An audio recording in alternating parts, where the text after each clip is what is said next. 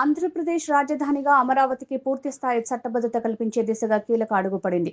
ఈ నెల 28వ తేదీన ఉదయం 11 గంటలకు అసెంబ్లీ ప్రత్యేక సమావేశం నిర్వహించనున్నట్టు శాసనసభ స్పీకర్ చింతకాయల అయ్యన్న పాత్రుడు గారు ప్రకటించారు.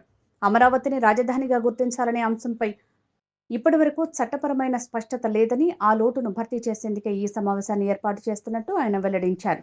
విజయవాడ, అమరావతి ప్రాంతమే రాష్ట్ర రాజధానిగా ఉండాలని అసెంబ్లీలో ఏకగ్రీవ తీర్మానం చేసి వెంటనే కేంద్ర ప్రభుత్వానికి పంపనున్నట్టు స్పీకర్ వివరించారు.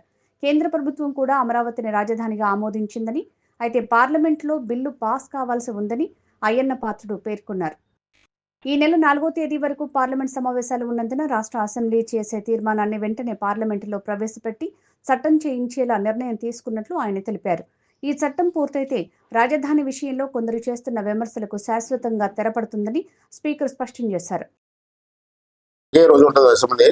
ఎందుకు పెడుతున్నామంటే సడన్గా ఇప్పుడు వరకు మన రాజధాని చట్టబద్ధమైనటువంటి నిర్ణయం రాలేదు. ఇంకా అప్పుడు వచ్చి అమరావతి రాజధాని ఉన్నాం కానీ చట్టపరంగా లేదు. ఇప్పుడు నుంచి ట్రై చేస్తున్నాం. ఇప్పుడు కేంద్ర ప్రభుత్వం కూడా అమరావతి ఒప్పుకుంటారు. ఒప్పుకోవడం కావాల్సింది పార్లమెంట్లో బిల్లు పాస్ అవ్వాలి. అంటే రేపు 4వ తారీఖు వరకు పార్లమెంట్ ఉంది.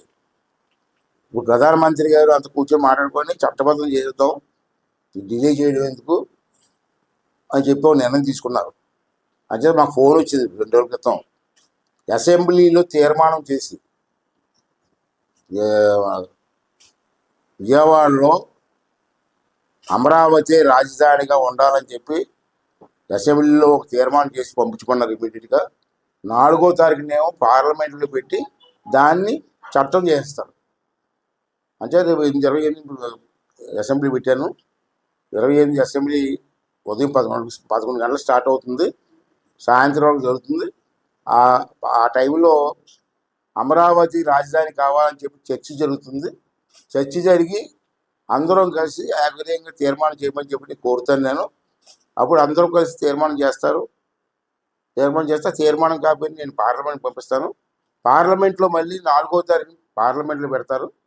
పార్లమెంట్లో కూడా ఆంధ్ర రాష్ట్రం నుంచి చట్టం చేయమని తీర్మానం వచ్చింది ఏకగ్రీవంగా. దీనిపైన మీ అభిప్రాయం ఏంటని పార్లమెంట్లో అడుగుతారు.